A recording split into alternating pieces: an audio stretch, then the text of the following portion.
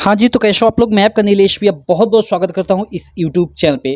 दोस्तों, जो आप लोग का 27 फरवरी को विज्ञान का पेपर होने वाला है, उसके लिए ये जो आप लोग देख सकते हो ये क्वेश्चन काफ़ी, जी हाँ मैं दोस्तों, वेरी वेरी ये इंपॉर्टेंट क्वेश्चन है। इस वीडियो में मैं चलो इनको आपको सॉल्व करा देता हूँ। 27 फरवरी का जो एग्जाम होने वाला है उसमें इसमें से डायरेक्टली, जी हाँ मैं दोस्तों, ऐसे मैं कम से कम 6 से 7 पेपर सॉल्व कराऊंगा। आप देख लेना, इसमें से आप लोग के 6 से 7 पेपरों में से डायरेक्टली ऑप्शन टू ऑप्शन आप लोग के एग्जाम में क्वेश्चन फंसेंगे, और उसके अलावा जो भी मैं कॉन्सेप्ट बताऊंगा, ठीक है, उसके आधार पे क्वेश्चन फंसेंगे। तो चलो आपका टाइम वेस्ट न करते हुए मैं इस वीडियो को शुरू करता हूं।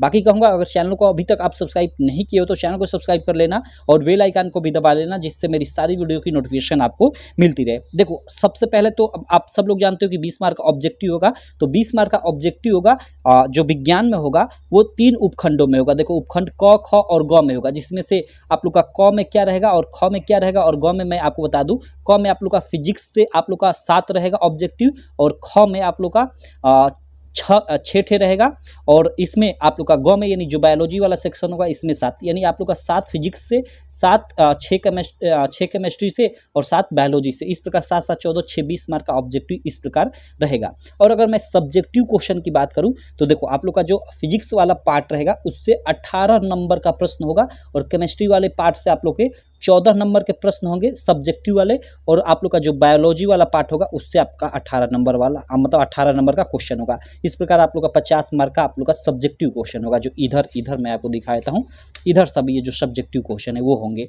तो इस प्रकार आप लोग का पूरा विज्ञान का पेपर डिवाइडेड रहेगा। एक प्रकार से आपको मार्किंग स्कीम भी पता चल गई। हाँ, यहाँ हो सकता है ऑब्जेक्टिव में 1-2 नंबर का फर्क आपको दिख जाए, वो तो पेपर बनाने वाले पे डिपेंड करता है कि किसका अधिक क्वेश्चन डालता है, लेकिन पैटर्न यही है कि 7 आप लोग का फिजिक्स वाले पार्ट से रहेगा, 7 आप लोग का जो ऑब्जेक्टिव क्वेश्चन रहेगा वो बायोलॉजी वाले पार्ट से रहेगा, और 6 आप लोग का केमिस्ट्री वाले पार्ट से रहेगा। तो चलो यहाँ पे हम लोग सॉल्व करते हैं। यहाँ जो शुरू में आप लोग का 20 मार्क का ऑब्जेक्टिव है, ये सभी के सभी काफ़ी इंपॉर्टेंट है। देखो, इसमें से सबसे पहला क्वेश्चन आप लोग देख सकते हो क्या है कि एक गोलीय दर्पण की फोकस दूरी f और वक्रता त्रिज्या r में संबंध है। ओके, काफी वेरी वेरी इंपॉर्टेंट पहला ही है कि एक गोलीय दर्पण की फोकस दूरी f और वक्रता त्रिज्या r में संबंध क्या होता है। चूंकि आपने पढ़ा होगा f इक्वल टू r/2 होता है, जो फोकस दूरी होती है वक्रता त्रिज्या की आधी होती है। तो f इक्वल टू r/2, यहाँ f इक्वल टू r/2 कहीं नहीं दिया है। यहाँ से देखो, तो r इक्वल टू निकाले तो 2 इधर जाएगा तो गुणा हो जाएगा, यानी r इक्वल टू 2f हो जाएगा। तो r इक्वल टू 2f हमें कहाँ दिया है, r equal to 2f first ही ऑप्शन में दिया है, r इक्वल टू 2f, तो यही सही हो जाएगा। बाकी ये r इक्वल टू f/2 नहीं, ये गलत, ये भी गलत, तो ये आप लोग का फर्स्ट ऑप्शन सही हो जाएगा। एक गोलीय दर्पण की फोकस दूरी और वक्रता त्रिज्या में संबंध के लिए ये कथन सत्य है। चलो, आपको एमआर में फर्स्ट का फर्स्ट ही आपको भरना होगा। उसके बाद सेकंड क्या है, सेकंड आप लोग देख सकते हो, सेकंड क्वेश्चन है कि दूरदृष्टि दोष के कारण, चूंकि दूरदृष्टि दोष के कारण प्रतिबिंब बनता है। ओके, दूरदृष्टि दोष के कारण प्रतिबिंब कहाँ बनता है, ये हम लोग का ये सेकंड क्वेश्चन है। रेटिना पर बनता है या रेटिना पे तो बनेगा ही नहीं भाई, रेटिना पे बनेगा तो वो तो स्वस्थ आंख हो जाएगी, उसमें कोई दोष नहीं होगा। नेत्र लेंस पे बनता है या रेटिना के पीछे या रेटिना के आगे, ये हम लोग का क्वेश्चन नंबर 2 है। तो देखो, जो दूरदृष्टि दोष होता है उसके कारण जो प्रतिबिंब होता है रेटिना के पीछे बनता है, ये वाला ऑप्शन आपका सी वाला सही हो जाएगा, और निकट दृष्टि दोष के लिए आगे बनता है। इस चीज को आप लोग याद रखना, ठीक। चलो, अगला दूसरे के बाद तीसरा हम लोग प्रश्न देख लेते हैं कि जीवाश्म ऊर्जा का स्रोत है। ओके, जीवाश्म ऊर्जा का क्या स्रोत है, सौर ऊर्जा है, पवन ऊर्जा है, विद्युत ऊर्जा है, कोयला, सिंपल कोयला भाई, कोयला, या यहाँ पे पेट्रोलियम भी आ जाए, पेट्रोलियम भी जीवाश्म ऊर्जा का ही स्रोत होता है। चलो, ये हम लोग के 3 ऑब्जेक्टिव हो गए। इधर मैं आ जाता हूँ इस बगल, और हम लोग इस बगल के क्वेश्चन को करते हैं। ओके, चलो, यहाँ 3 के बाद हम लोग 4 नंबर क्वेश्चन करते हैं। आप स्क्रीन पे देख सकते हो। चौथा क्वेश्चन क्या है, इसमें हमें एक सर्किट दिया हुआ है, और इसमें हमें क्या बोल रहा है कि तुल्य प्रतिरोध ज्ञात कीजिए निम्न परिपथ ए एवं बीच के बीच। ओके, इस ए और बीच के बीच हमें क्या ज्ञात करना है, तुल्य प्रतिरोध। तुल्य का मतलब आप समझ जाइए कुल, ठीक है, कुल प्रतिरोध ज्ञात करना है ए बी के बीच। ओके, देखो, यहाँ से मान लो ये सर्किट है, यहाँ पे आप लोग देख सकते हो, और यहाँ पे आप लोग देख सकते हो, यहाँ से ये आ रहा है सर्किट, और यहाँ पे एक प्रतिरोध लगा है 1 ओम का, एक यहाँ पे 1 ओम का लगा है, और यहाँ पे एक 0.5 ओम का लगा है, यानी 3 प्रतिरोध है। इसको हमें सॉल्व कर कुल प्रतिरोध यानी तुल्य प्रतिरोध का मान एक तरह से ज्ञात करना है। कैसे ज्ञात करेंगे, यहाँ पे आप लोग ध्यान देना। देखो, मैं करता हूँ।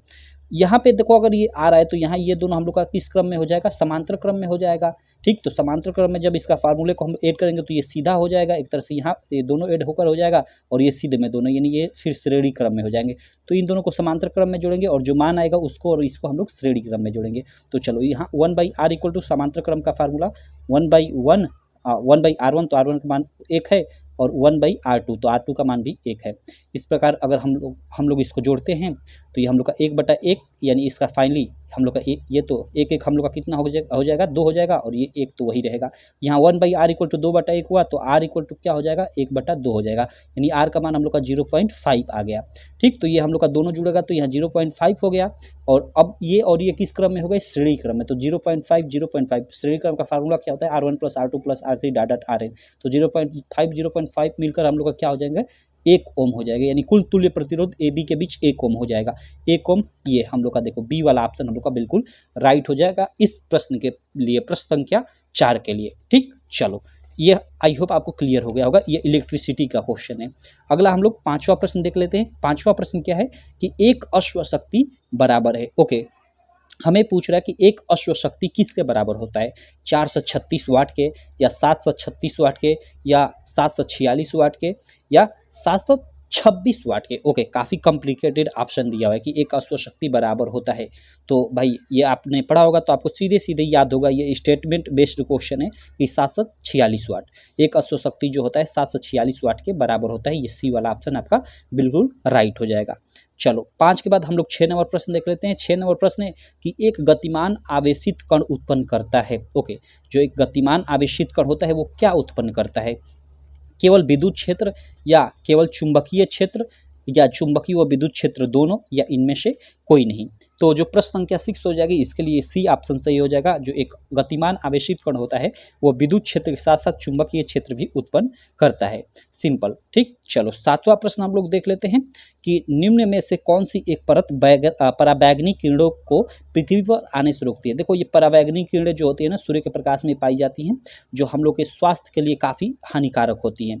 तो ये जो पृथ्वी पर आती है तो इनको आने से कौन रोकता है, कौन सी परत रोकती है, हाइड्रोजन परत रोकती है, ऑक्सीजन परत रोकती है या फिर क्लोरीन परत रोकती है या फिर ओजोन परत हम लोग की रोकती है। सही ऑप्शन भाई यही हो जाएगा, ओजोन परत। और इस समय देख ही रहे हो प्रदूषण के कारण ओजोन परत काफ़ी इसका क्षय हो रहा है। ठीक, तो ये काफ़ी फ्यूचर के लिए हानिकारक है। चलो तो हम लोग के ये 7 ऑब्जेक्टिव हो गए, ये फिजिक्स वाले पार्ट से थे। अब हम लोग इधर नीचे आ जाते हैं और हम लोग का जो केमिस्ट्री वाला पार्ट आता है यानी उपखंड, इस तरह इसको ख कहा गया है, उपखंड ख ऑब्जेक्टिव में इसको हम लोग सॉल्व करते हैं। तो देखो 8वां प्रश्न क्या है, इसमें एक तरह से 7 के बाद 8 होगा। ये श्याम श्वेत फोटोग्राफी में प्रयुक्त होता है। ओके, श्याम श्वेत फोटोग्राफी में क्या प्रयुक्त होता है, FeSO4, AgCl, CaCO3 या PbNO3। ओके, PbNO3 ट्वाइस क्या यूज होता है इसमें, 8वें क्वेश्चन में आप बता सकते हो ऑप्शन में। बाकी इसका सही ऑप्शन ये बी वाला हो जाएगा, AgCl। ठीक है, AgCl। आगे चलते हैं हम लोग 8 के बाद 9 नंबर प्रश्न देखते हैं। ओके, ये हमें दिया है, ये कह रहे हैं कि का प्रकार्यात्मक समूह निम्नलिखित में से कौन है। ओके, मतलब एक तरह से कहने का मतलब इसका प्रकार्यात्मक समूह कौन सा है इसमें से, कीटोन का या कार्बोक्सिलिक अम्ल का, एल्कोहल का, या एल्डिहाइड का, ये किसका प्रकार्यात्मक समूह है। काफ़ी मस्त क्वेश्चन है, ये निश्चित है आना ही आना है आप लोग के एग्जाम में। चलो मैं सबका धीरे धीरे आपको सबका इन चारों का बता देता हूँ। ठीक है, तो यहाँ पे देखो सबसे पहले अगर मैं कीटोन है तो चलो कीटोन का देख लेते हैं। कीटोन का क्या होता है, देखो कीटोन में कार्बन के साथ ऑक्सीजन डबल बॉन्ड के साथ जुड़ा होता है और इधर आप लोग के हाइड्रोजन जुड़े होते हैं। क्लियर, तो ये तो आपका कीटोन का होता है एक तरह से हम लोग देखें तो। उसके बाद हम लोग का क्या होता है, कीटोन के बाद हम लोग का जो आता है बारी कार्बोक्सिलिक अम्ल का। तो कार्बोक्सिलिक अम्ल में क्या होता है कि वही कार्बन के साथ सिंगल बॉन्ड के साथ हाइड्रॉक्सिल आयन OH जुड़ा होता है और एक आप लोग का डबल बॉन्ड के साथ ऑक्सीजन जुड़ा होता है और इधर आप लोग का मतलब नॉर्मल जो भी CH3 CH2 वो जुड़े होते हैं। ठीक, तो कुछ इस प्रकार का इसका प्रकार्यात्मक समूह होता है। उसके बाद अगर एल्कोहल की बात करें तो भाई एल्कोहल का तो सिंपल होता है, सिंगल ऐसे OH होता है, इधर आप लोग का कुछ भी हो सकता है, CH3 कुछ भी हो सकता है। तो ये इसका OH ऐसा होता है प्रक्रियात्मक समूह एल्कोहल का। और अगर हम लोग एल्डिहाइड की बात करें तो एल्डिहाइड का क्या होता है भाई, तो एल्डिहाइड का कार्बन के साथ डबल बॉन्ड ऑक्सीजन जुड़ा होता है और इसके बाद इधर आपका हाइड्रोजन और इधर नॉर्मल कुछ भी जैसे आप लोग का CH3 या CH2 वही जुड़ा होता है यहाँ पे। तो यहाँ पे ये किसका है भाई, प्रकारात्मक समूह, तो ये तो एल्डिहाइड का है यहाँ पे, ठीक। तो इन सबको आप लोग याद रखना है कि एग्जाम में अलग अलग कोडों में अलग अलग ये पूछेगा, किसी में कीटोन का यहाँ पे दे देगा, उसका पूछेगा, किसी में एल्डिहाइड का दे देगा, तो अलग अलग कोड में अलग अलग पूछेगा, तो आप सबका याद रखना। तो ये जो अभी दिया है ये एल्डिहाइड का है। चलो अगला हम लोग 9 के बाद 10 नंबर देख लेते हैं कि पेयजल को जीवाणु रहित करने में उपयोग किया जाता है। ओके, जो पीने योग्य जल होता है उसको जीवाणु रहित करने में कौन सा मतलब इसमें से ऑप्शन होगा जो उपयोग किया जाता है, NaCl sodium chloride, NaOH sodium hydroxide, या CaOCl2 कैल्शियम ऑक्सीक्लोराइड, यानी जिसको विरंजक चूर्ण भी हम लोग बोलते हैं, या इनमें से कोई नहीं। सही ऑप्शन ये हो जाएगा, ठीक है। इसके अलावा पोटेशियम परमैंगनेट का भी उपयोग किया जाता है पेयजल को जीवाणु रहित बनाने में, लेकिन ऑप्शन के अनुसार तो यही सही हो जाएगा। चलो 10 नंबर भी हो गया। इधर हम लोग 11 नंबर प्रश्न पे आ जाते हैं। 11 नंबर नीचे आप लोग सॉरी यहाँ पे ये देख सकते हो। 11 नंबर प्रश्न क्या है, थोड़ा मैं जूम आउट कर लेता हूँ। ओके, 11 नंबर प्रश्न है कि कोई धातु ऑक्सीजन के साथ अभिक्रिया कर उच्च गलनांक वाला यौगिक निर्मित करता है, यह यौगिक जल में विलेय है, यह तत्व क्या हो सकता है। ओके, कोई धातु है, हमें कह रहा है कि कोई धातु ऑक्सीजन के साथ अभिक्रिया कर, मान लो यहाँ पे कोई धातु है, यह ऑक्सीजन के साथ अभिक्रिया कर कर क्या बनाती है कि उच्च गलनांक वाला यौगिक का निर्माण करती है। ओके, यहाँ पे जो यौगिक बन रहा है वो उच्च गलनांक वाला यौगिक हो रहा है, और वह यौगिक जो होगा वो जल में विलेय होगा। जो यौगिक यहाँ प्राप्त होगा वो क्या होगा, जल में विलेय होगा, यानी जल में एक तरह से घुल जाएगा। तो यहाँ पे जो ये तत्व होगा वो क्या होगा, तो वो कार्बन होगा, कैल्शियम होगा, लोहा होगा, सिलिकॉन होगा। देखो लोहा होगा तो भाई वो तो जल में विलेय होगा नहीं, सिलिकॉन भी नहीं होगा, और कार्बन किस फॉर्म में है वो भी मतलब यहाँ पे डिपेंड यहाँ पे करता है। तो सिंपल ये हम लोग का 11 का यहाँ पे फर्स्ट ऑप्शन बिल्कुल राइट होना चाहिए, और ये 11 का आपका फर्स्ट ऑप्शन बिल्कुल राइट है। जी हाँ मेरे दोस्तों, यहाँ यही ऑप्शन आपका सही हो जाएगा, कैल्शियम, क्योंकि यहाँ Ca कैल्शियम रहेगा, तो कैल्शियम ऑक्सीजन के साथ अभिक्रिया कर कर कैल्शियम ऑक्साइड एक तरह से चूना बनाता है, और जो वो जल में विलेय होता है। सिंपल। चलो ये हम लोग का 11 नंबर प्रश्न हो गया। इसके बाद हम लोग 12 नंबर प्रश्न देख लेते हैं। 12 नंबर प्रश्न क्या है कि एसिटिक अम्ल का IUPAC नाम। ओके, जो एसिटिक अम्ल होता है, सबसे पहले तो एसिटिक अम्ल क्या होता है सब लोग जानते हो भाई, CH3COOH, जिसको हम लोग सामान्य नाम में सिरका भी बोलते हैं एसिटिक अम्ल को। तो CH3COOH इसका हमें IUPAC नाम बताना है। वो होता है मेथनोइक अम्ल, या फॉर्मेल्डिहाइड होता है, या फिर एथेनोइक अम्ल होता है, या एसिटिक अम्ल ही होता है। एसिटिक अम्ल ही इसका IUPAC नाम होता है। तो देखो इसको हम लोग CH3COOH एसिटिक अम्ल पढ़ते हैं, और इसका हमें जो IUPAC नाम पूछा है क्वेश्चन नंबर 12, तो इसके लिए सही ऑप्शन ये हम लोग का C हो जाएगा, एथेनोइक अम्ल। ठीक है, हम लोग का इसका जो IUPAC नाम होता है वो क्या होता है, एथेनोइक अम्ल। नॉर्मल तो हम लोग एसिटिक अम्ल बोलते हैं इसको, ठीक है। ओके, तो चलो ये आप लोग का क्वेश्चन क्लियर हो गया, एथेनोइक अम्ल इसका सही ऑप्शन होगा। इसके बाद देखो 13 नंबर क्वेश्चन क्या है कि नियान है। नियान क्या है, धातु है, अधातु है, उपधातु है, अक्रिय गैस। भाई अक्रिय गैस सब लोग जानते हो, काफ़ी फेमस है, ठीक है। तो ये हम लोग का डी ऑप्शन सही हो जाएगा क्वेश्चन नंबर 13 के लिए। क्वेश्चन नंबर 14 आप स्क्रीन पे देख सकते हो, क्या है कि निम्न में कौन सा कार्बन यौगिक सबसे अधिक अभिक्रियाशील है। ओके, यहाँ पे देखो कार्बन यौगिक, आपने ये काफ़ी मस्त क्वेश्चन है। आपने सामान्यतः सुना होगा कि धातु देता है, ठीक है, और जिसके आप सक्रियता श्रेणी के आधार पर सक्रियता श्रेणी पढ़ा होगा कि सबसे ऊपर पोटेशियम होता है, वो सबसे अधिक अभिक्रियाशील होता है, उसके आधार पे अभिक्रिया श्रेणी के आधार पे आप लोग छांटते हो। लेकिन यहाँ पे तो कार्बनिक यौगिक ही दे दिया। देखो यहाँ पे ये कार्बन यौगिक है, तो इसमें हम लोग कैसे छाटेंगे कि कौन सा सबसे अधिक अभिक्रियाशील है। तो देखो आपने पढ़ा होगा 3 ठे सबसे पहले तो आपने एक नाम क्या आप अच्छे से पढ़े भी होंगे, संतृप्त हाइड्रोकार्बन, संतृप्त, ठीक है, संतृप्त यहाँ पे, और असंतृप्त। ओके, 2 आपने हाइड्रोकार्बन के बारे में पढ़ा होगा। तो जो संतृप्त हाइड्रोकार्बन होता है इसमें आप सब लोग जानते हो कि सिंगल बॉन्ड होता है, और जिसके अंतर्गत केवल एल्केन आता है। और जो असंतृप्त हाइड्रोकार्बन होता है इसके अंतर्गत 2 आते हैं, एक एल्कीन आता है और एक एल्काइन आता है, आपने पढ़ा होगा, ठीक। जिसमें से एल्कीन होता है उसमें डबल बॉन्ड होता है, और एल्काइन में ट्रिपल बॉन्ड होता है, कम से कम एक ट्रिपल बॉन्ड तो होना ही चाहिए। तो यहाँ पे ध्यान देना, जो आप लोग के ये असंतृप्त हाइड्रोकार्बन होते हैं ये अधिक अभिक्रियाशील होते हैं संतृप्त हाइड्रोकार्बन की अपेक्षा। यानी जो एल्केनो के अंतर्गत आने वाले जो भी यौगिक होंगे, ठीक है, उनसे अधिक अभिक्रियाशील होंगे असंतृप्त हाइड्रोकार्बन के अंतर्गत आने वाले यौगिक। अब ऐसा क्यों होता है? तो ऐसा इसलिए होता है, ये पाई बॉन्ड जो पाई बॉन्ड होता है उस पर डिपेंड करता है, पाई और सिग्मा बॉन्ड। आप ये 11वीं कक्षा में 11वीं में पढ़ोगे कि पाई बॉन्ड क्या होता है या फिर सिग्मा बॉन्ड क्या होता है। यहाँ पे केवल इतना ये जानो कि जो असंतृप्त हाइड्रोकार्बन होते हैं वो संतृप्त की अपेक्षा अधिक अभिक्रियाशील होते हैं। तो देखो आपके ऑप्शन में भी कुछ इसी प्रकार देगा, आप लोग का 3 थे क्या देगा, 1 मिनट यार, ओके चलो यार लाइट भग गई थी एकाएक। चलो यहाँ पे देखो मैं क्या बता रहा था कि संतृप्त और असंतृप्त 2 हाइड्रोकार्बन के बारे में आपने पढ़ा होगा, जिसमें से संतृप्त में आपका एल्केन आता है जिसमें सिंगल बॉन्ड होता है, और असंतृप्त के अंतर्गत एल्कीन और एल्काइन आता है जिसमें एल्केन में डबल बॉन्ड कम से कम 1 रहना चाहिए और एल्काइन में 1 ट्रिपल बॉन्ड कम से कम रहना चाहिए। तो जो हम लोग का संतृप्त हाइड्रोकार्बन होता है वो कम अभिक्रियाशील होता है असंतृप्त के मतलब अलावा, ठीक। तो इसमें आपका ऑप्शन में क्या होगा कि ऑप्शन में आपका एक असंतृप्त दिया रहेगा और बाकी 3 थे आपके संतृप्त दिए रहेंगे। जैसे देखो आप लोग का यहाँ पे मैं आपको दिखा देता हूँ, देखो जो पहला है आप लोग देख सकते हो CH4 है, तो कार्बन 1 है तो CnH2n+2 वाले फार्मूले पे आप लोग रखोगे तो एल्केन का ये फार्मूला होता है, इस पे ये वैलिड हो जाएगा, यानी ये एल्केन का यौगिक है। ये भी देखो 2 दूना के 4 + 2 6, यानी ये भी एल्केन का ही है। और देखो ये 3 दूना का 6 और 2 8, ये भी एल्केन का है, ये तीनों एल्केन का है। और अगर इसकी बात करें तो C2H4 यानी हम लोग का ये क्या होता है, CnH2n आपने पढ़ा होगा, CnH2n, ठीक है। तो ये तो आप लोग का असंतृप्त के अंतर्गत चला जाएगा, ये एल्केन नहीं होगा। तो ये आप लोग का बिल्कुल राइट ऑप्शन हो जाएगा क्योंकि यही इन तीनों से अधिक अभिक्रियाशील होगा, ठीक। सिंपल आपको याद रखने की ये जरूरत है कि जो असंतृप्त हाइड्रोकार्बन होते हैं वो संतृप्त की अपेक्षा अधिक अभिक्रियाशील होते हैं।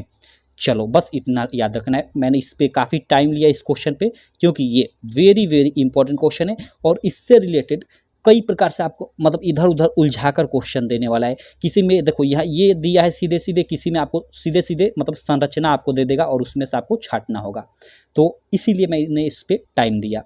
तो आप लोग छांट लेना। 3 में देखो 3 में आप लोग का एल्केन ही रहेगा और एक आप लोग का कि तो एल्काइन रहेगा कि तो आप लोग का एल्कीन रहेगा, तो वो असंतृप्त के अंतर्गत चला जाएगा और वही आंसर हो जाएगा।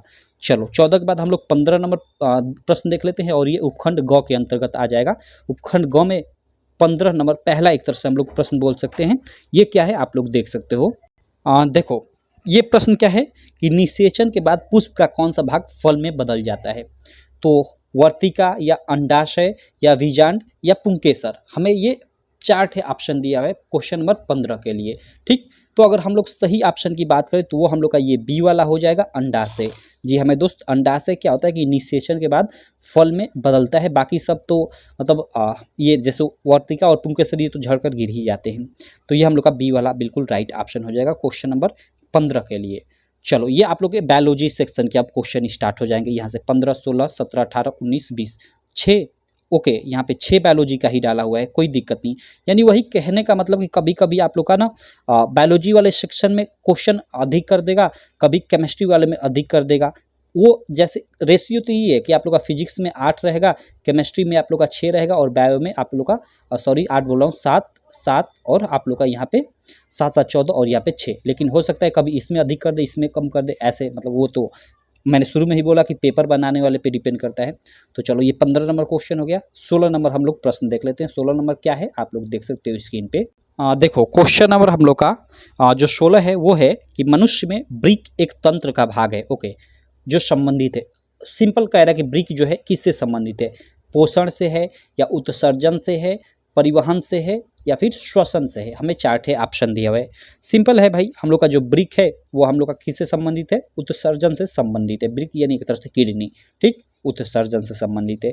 16 के बाद 17 नंबर प्रश्न है कि एक द्विसंकर का दर्श प्रारूप होता है। देखो द्विसंकर का हमें दर्श प्रारूप बताना है, क्योंकि ये आप मेंडल का नियम पढ़ोगे तभी अच्छे से समझ में आएगा कि कैसे क्या होता है। बाकी इसमें मैं मेंडल का जब नियम पढ़ाया था आज से 2 महीने पहले शायद वीडियो बनाया था इस टॉपिक पे, तो उसमें मैंने आपको बताया था वो क्या होता है। द्विसंकर का जो दर्श प्रारूप होता है 9 संबंधी 3 संबंधी 3 संबंधी 1 होता है। ये डी वाला आपका बिल्कुल राइट ऑप्शन हो जाएगा। बाकी आप इसको सीधे डायरेक्टली याद रखना, कोई दिक्कत नहीं है। चलो इधर 17 के बाद हम लोग इधर 18 नंबर क्वेश्चन पे आ जाते हैं।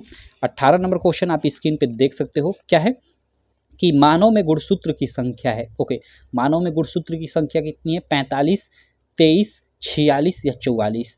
यहाँ पे देखो काफ़ी सारे लड़के 23 पे ट्रिक लगाएंगे, जो जिनको कन्फ्यूजन होगा। भाई 23 नहीं, 23 जोड़ी होता है। 23 जोड़ी मीन्स 46। तो यहाँ संख्या दिया है तो संख्या में ये वाला ऑप्शन आपका बिल्कुल राइट हो जाएगा। 46 होते हैं और यहाँ जोड़ी जोड़ी लिखा रहे तो 23 जोड़ी आपका सही ऑप्शन होगा। क्लियर? 23 जोड़ी होते हैं, 23 जोड़ी कहने का मतलब कि 46, सिंपल। तो यहाँ पे 46 ऑप्शन सही हो जाएगा। मानव में गुणसूत्रों की संख्या 46 होती है, अगर जोड़ी में बात करें तो 23 जोड़ी। उसके बाद 18 के बाद 19 नंबर प्रश्न है कि मेंडल के अनुसार मटर के बौने पौधे का जीन प्रारूप होता है। ओके, मेंडल के अनुसार मटर के बौने पौधे का जीन प्रारूप क्या होता है? भाई ये भी मैंने आपको पढ़ाया था मेंडल के नियम में कि मटर के जो मतलब बौने पौधे होते हैं या लंबे पौधे हैं उनका जीन प्रारूप क्या होता है। बाकी यहाँ पे केवल आप लोग याद रखना क्वेश्चन नंबर 19 में कि स्मॉल टी होता है जीन प्रारूप बौने पौधे का, ये वाला हो जाएगा, और लंबे शुद्ध पौधे का तो ये वाला आपका हो जाएगा।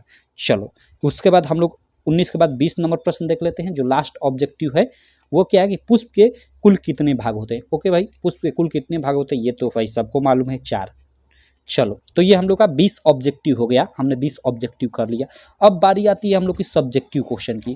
तो देखो सब्जेक्टिव क्वेश्चन हम लोग नेक्स्ट वीडियो में करेंगे, अभी थोड़ा मुझे डिस्टर्बेंस हो रही है वीडियो शूट करने में, ठीक है।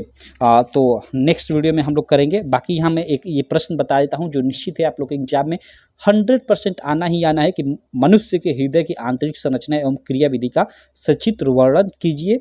6 मार्क में निश्चित है आपके एग्जाम में आना ही आना है, तो इसको आप लोग तैयार कर लेना। और साथ ही मादा जनन तंत्र अथवा मादा या फिर नन जनन तंत्र, दोनों में से किसी एक को या दोनों का आप लोग तैयार कर लेना, क्योंकि किसमें आपका कौन सा पेपर होगा आपको तो पता नहीं, तो दोनों टॉपिक तैयार कर लेना। मादा तथा जनन तंत्र का आप लोग का आएगा किसके मतलब सचित्र वर्णन सहित, इसके मतलब मादा और जनन तंत्र के बारे में आप लोग का आएगा, सिंपल सा आप लोग पढ़ लीजिएगा। बाकी मैं पढ़ाऊंगा भी, कोई दिक्कत नहीं होने वाली है।